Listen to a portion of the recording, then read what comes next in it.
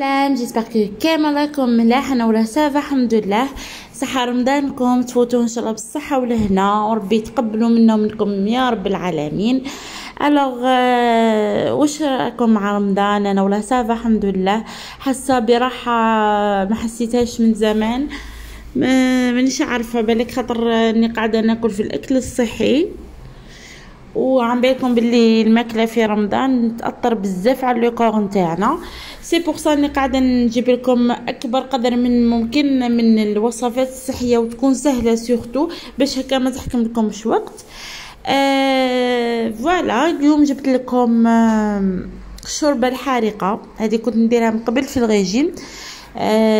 بنينه و فريمون عندها منافع بزاف بزاف للكور تاعنا. فيها 3 مكونات فقط، يعني اقتصاديه. وتاني جبت معها خبز الشوفان، فيه مكونين ولا 3 فقط، ما عندكم ما تزيدوا عليه. بنين يهبل، شوفوا وحده يتكل، بفرomage يتكل، بالنوتيلا صحيه ولا نو يتكل، هايل هايل يا البنات.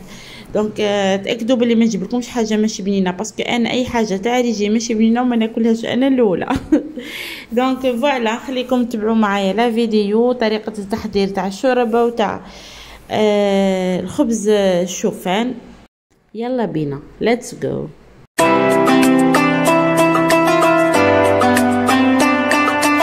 اذا نبداو على بركه الله. عندنا كرومب، عندنا بصل خضاري، وعندنا كرافس، عندنا التوابل اللي هما فوالا، عندنا التوابل اللي هما ملح وزنجبيل وكركم.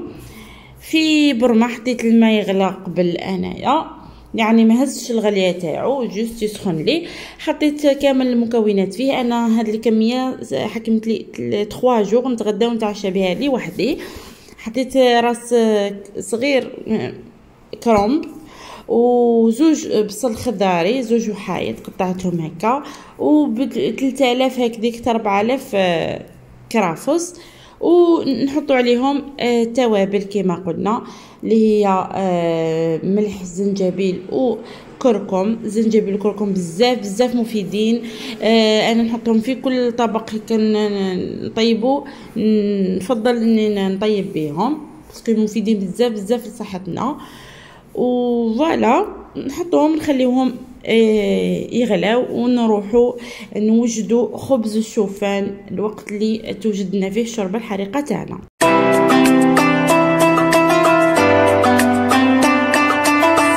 اذا بالنسبه للخبز الشوفان نحتاجو شوفان هكا، ونحتاجو كاس حليب، نص كاس حتى كاس حليب، بيضه، نحتاجو سانوج، جنجلان وبذور الشيا. انا كنخلصوا لي هنايا مي كي درتو الخطره الاولى درتو بذور الشيا. اول حاجه نحكموا الشوفان تاعنا نرحيوه مليح مليح. يا البنات ما تشريوش شوفان مرحي، اشريوه هكا ورحيوه نتوما خير وخير. لا بغى التوابل كيما الكركم وكل شيء رحيوه نتوما احسن واحسن.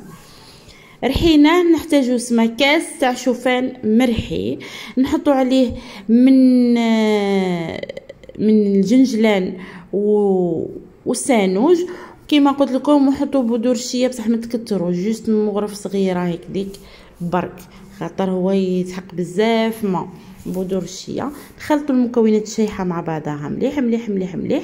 نزيدو نضيفو البيضه. انا استعملت هنا بيضه عرب، وانتوما استعملوا بيض نورمال عادي. ونحتاجو من نصف كاس حتى الكاس تاع حليب، باسكو الشوفان يا البنات او يشرب بزاف ويحتاج بزاف حليب ولا ماء، السوائل يحتاجها بزاف. دونك خلطوهم